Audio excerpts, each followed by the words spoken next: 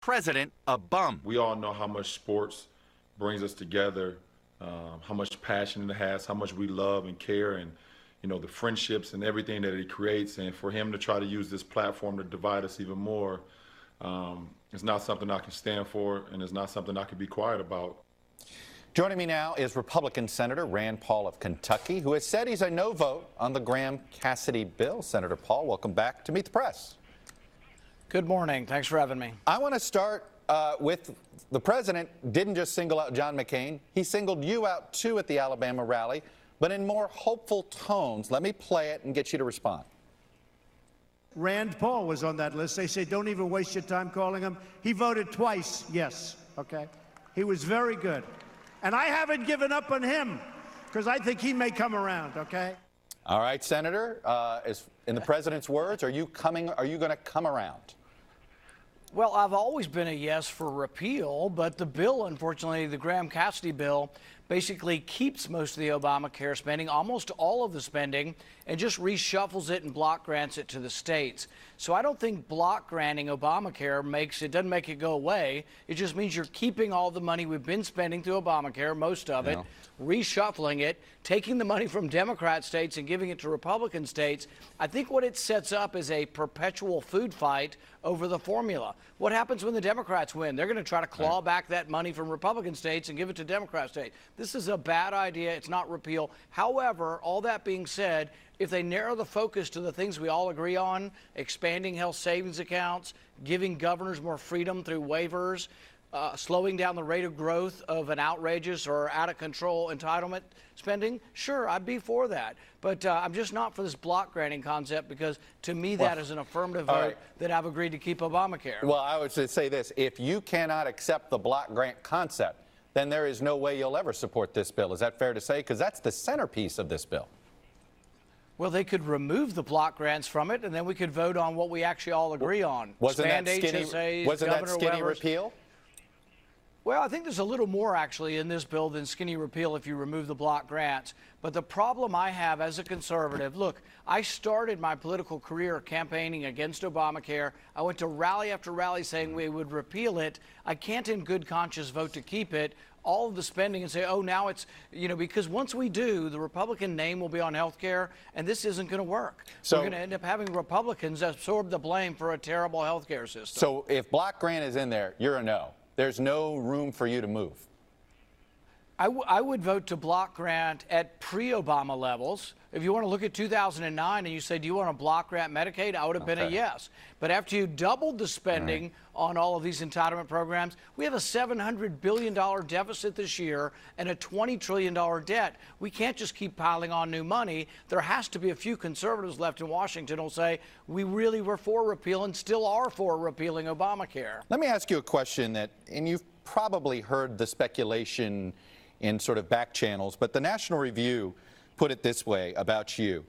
There has been widespread speculation that Paul is playing a game on Obamacare, that he does not really wish to see major changes to it, and will find libertarian-sounding objections to any Republican bill that has a chance of passage. The implication being, Senator, that you don't really want to change the Kentucky system.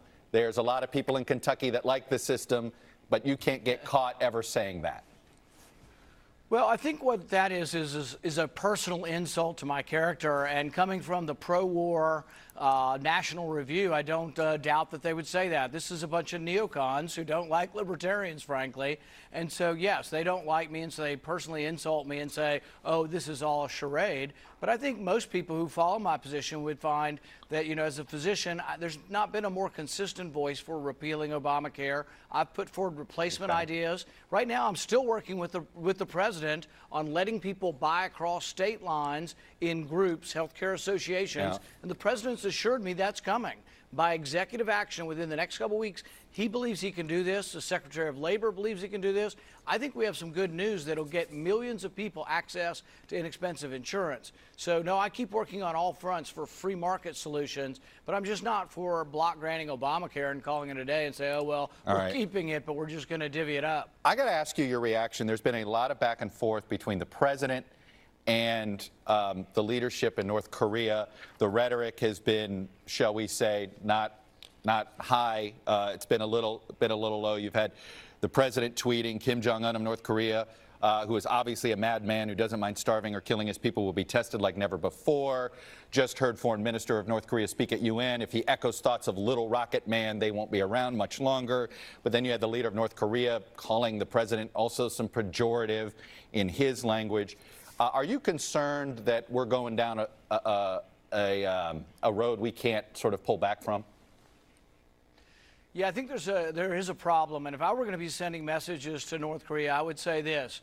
We don't plan on invading. We don't plan on regime change. We don't plan on occupying North Korea. And we don't plan on being the one to have an offensive military strike for any reason other than the defense of South Korea ourselves.